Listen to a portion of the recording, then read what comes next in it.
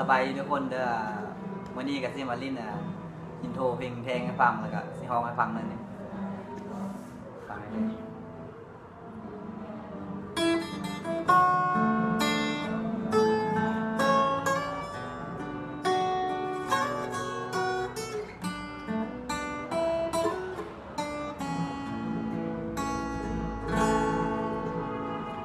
พอหักคำเดียวที่เจ้าเคยบอก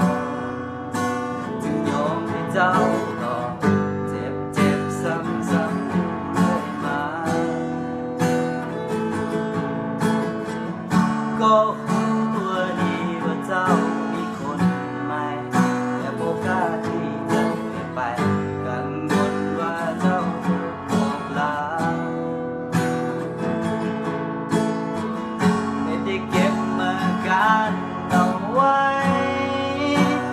ยอมให้เจ้าทำตามใจถึงทรมานแต่ใจก็ยังต้องทนฝืนเคยยอมให้เจ้าแทงทางมาแทงแล้วถอดแล้วแทงซ้ำๆอยู่เลยมายอมเคยยอมตายซาแต่ยังคนให้ค่าหมดปัญญาที่จะหนีคำว่าฮักของเจ้าไป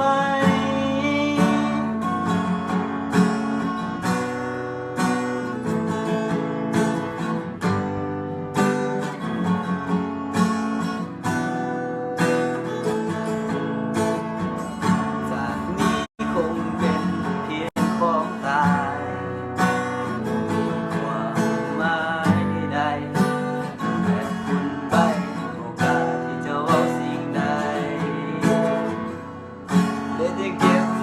การเอาไว้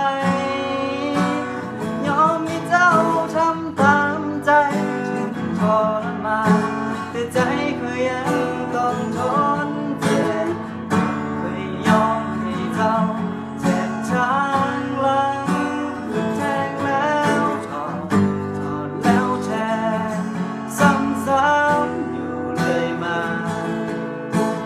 ยอมเคยยอมตายแต่ยังคนให้ค่าหมดปัญญาที่จะหนีคำว่าฮักของเจ้าไปโอ้โห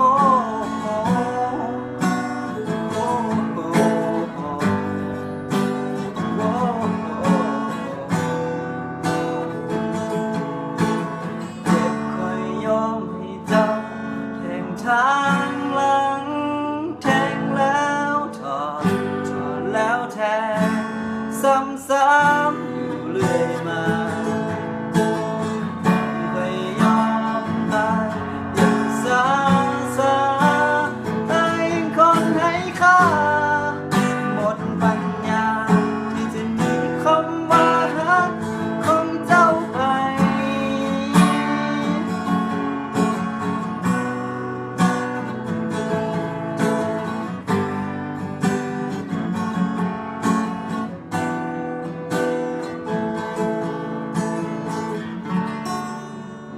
ขอบใจเนาะสิฝากในกาคราว่าไผ่มักแล้วก็แต่ว่ากีฬาม่วนเนาะแล้วก็ให้ไปกดติดตามYouTube หรือว่ากดไลค์กดแชร์ให้แน่เนาะฝากเลยจะว่าเช็ดวิดีโอให้ฟังต่อๆไปนะเนาะถ้าว่ากดติดตามก็ได้ฟังตลอดไปเนาะเขาเข้าใจ